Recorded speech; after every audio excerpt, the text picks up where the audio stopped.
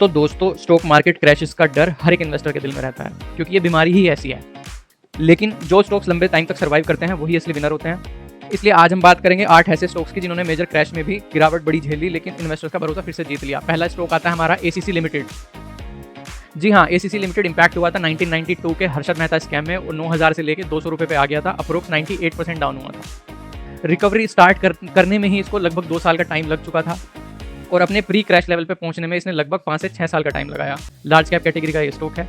तो मुद्दे की बात ये है कि आजकल जो हवा चल रही है कि मार्केट गिरेगा, डूब जाएगा, क्रैश हो जाएगा, लॉस हो जाएगा, ऐसी बातों के साथ साथ आप सभी इन्वेस्टर्स के लिए ये समझना बहुत इंपॉर्टेंट है कि जो बड़े बड़े खिलाड़ी हैं मार्केट के, वो भी बुरी तरह से पिट जाते हैं जब ऐसा टाइम आता है। जी, एसीसी से आगे बढ़ते हैं और देखते हैं अपने दूसरे स्टॉक आईसीआईसीआई बैंक को।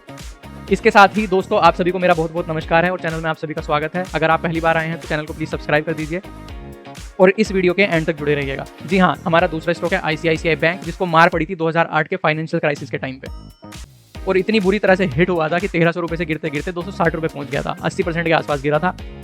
पहली रिकवरी करी थी इसने 6 महीने में, और उसमें भी सिर्फ 400 रुपये तक पहुंचा था, और पूरी रिकवरी करने में इसको लगे थे 2 साल। ये भी लार्ज कैटेगरी का स्टॉक है। तो आप समझ सकते हो कि अगर आज के टाइम पे मार्केट में इस हफ्ते में क्रैश आ जाए तो कितना टाइम लगेगा। मोटा मोटी हिस्ट्री पे ध्यान देना चाहिए। देखो, हिस्ट्री बहुत इंपॉर्टेंट होती है। हालांकि आज के टाइम पे ICICI bank Indian banking sector का एक बड़ा पिलर है। चलो बात करते हैं तीसरे स्टॉक की। जी हाँ, डीएलएफ रियल एस्टेट सेक्टर की सबसे बड़ी कंपनियों में से एक है, लेकिन 2008 की क्रैश में इसका स्टॉक भी 1225 रुपये से 225 रुपये तक गिरा था, करीबन 80% की गिरावट। रिकवरी इसकी भी काफ़ी धीमी रही थी, और एक साल में सिर्फ 300 रुपये तक पहुंच पाया था, और पूरी रिकवरी करने के लिए इसको लगभग 7 साल का टाइम लगा। तो आप खुद देख लीजिए कि आप क्या 7 साल वेट कर पाओगे अपना पैसा इन्वेस्ट करने के बाद रिकवरी के लिए। और सेम कंडीशन है, इसका भी हाल तब हुआ जब ये लार्ज कैप कैटेगरी को बिलोंग करता था। डीएलएफ से आगे बढ़े तो अगला दिग्गज आ जाता है हमारा टाटा मोटर्स। 2015 के चाइनीज मार्केट स्लो डाउन में इस पर इंपैक्ट आया था, और 600 रुपये से 300 रुपये गिरा था, लगभग 50% का ड्रॉप। पहली रिकवरी करी थी, 1 साल लग गया था रिकवरी करने में, 400 रुपये तक पहुंचते, और पूरी रिकवरी करने में इसको भी 3 साल का टाइम लगा। ये भी लार्ज कैप कैटेगरी का एक जाना माना दिग्गज है। अब बढ़ते हैं अपने अगले स्टॉक की तरफ, जिसका नाम है येस बैंक। येस बैंक को तो मैं बोलता हूँ हमेशा नो बैंक। 2020 के कोविड क्रैश में और इसके अपने इंटरनल इश्यूज की वजह से ये 400 रुपये से गिरते गिरते 20 रुपये पहुंचा था, लगभग 95% का ड्रॉप। पहली रिकवरी करी थी इसने 50 रुपये तक की, जिसमें इसको 1 साल लगा, और पूरी रिकवरी तो भाई साहब आज तक ये कर ही नहीं पाया। लार्ज कैप से हिलते हिलते पहुंच गया मिड कैप में।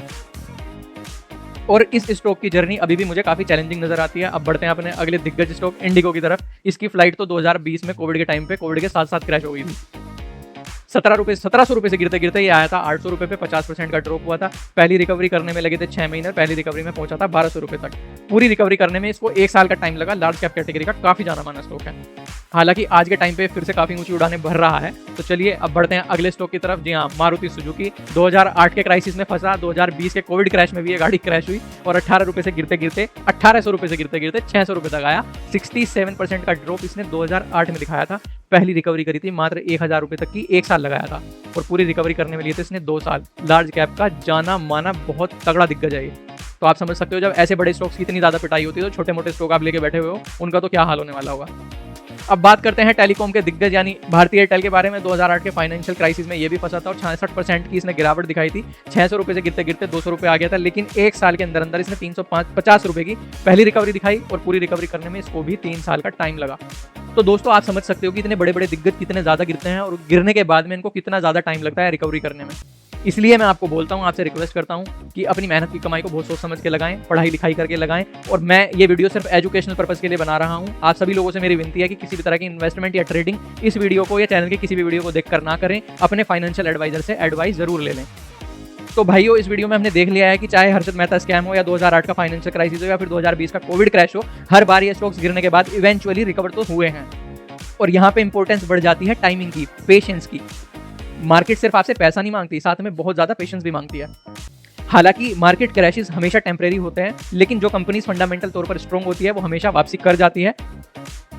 और देखिए, वैल्यू इन्वेस्टिंग का एक सबक यह है कि लॉन्ग टर्म की सोच रखिए और फंडामेंटली स्ट्रॉन्ग स्टॉक्स को चुनिए। साथ ही मैं बता दूं कि लेटेस्ट कंटेंट में हमने बहुत सारी वीडियो चैनल पे अपलोड करी हैं। आप चैनल को प्लीज सब्सक्राइब करिए, सारी वीडियोस को चेक करिए, समझिए, सीखिए, कमेंट कीजिए, फीडबैक दीजिए और सपोर्ट करते रहिए।